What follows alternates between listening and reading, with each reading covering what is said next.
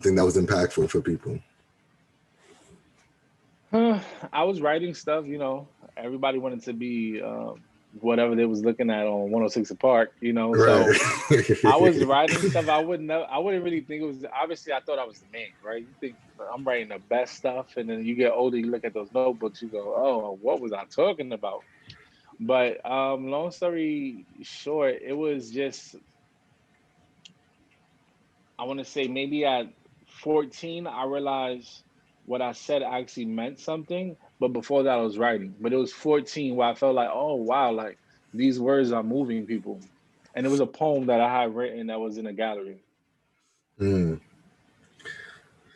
So I guess another question I have is, what guided you into the career? Was it more of your pops like being into music, or was it your mom probably the music she was into? Like, which parent you think you get your music influence from, if there is a parent for you? So is it what guided me, or is it more so which parent? Which guided you, and like is which parent? 'Cause I think every parent has a different music palette. So like, which parent music style kind of guided you, I guess.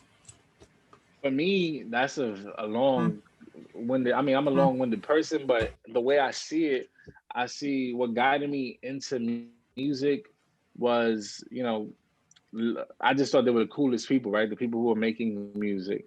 But then Right. if I think about it in the sense of parents, my father was way more musically inclined. He was actually playing the different instruments, like really percussion based instruments. And it was always around in our house or in his store where there was like almost like these jam sessions. Like people are like grabbing maracas, shakers.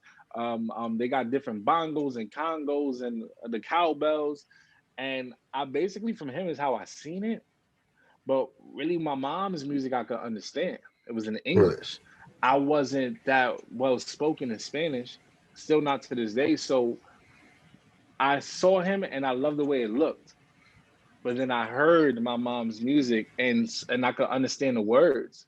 And it actually, you know, it meant more hearing it because I could like, make sense of the arc in the song and the story of the song versus my father. I couldn't understand that. All I could tell was the music and how it looked. It's so cool to see the musicians Yeah. playing together and everything. So it's like you got the soul part of your pops listening to his music, and then like understanding the beats of a measure with words from kind of your mom's music when that was being played, Yeah, almost.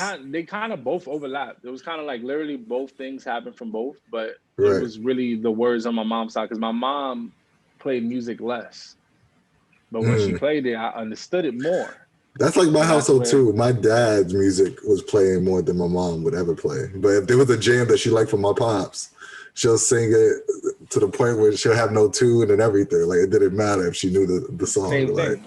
I think men have that control of the remote, like the control of the remote, and it's like that kind of goes with everything. Like music, yeah, TV is like they just control the speaker or whatever's going on. right. Let me see. I have a few other questions, but I guess so. What is your writing process? Since this is basically about writer to writer and your form of writing, what's your writing process?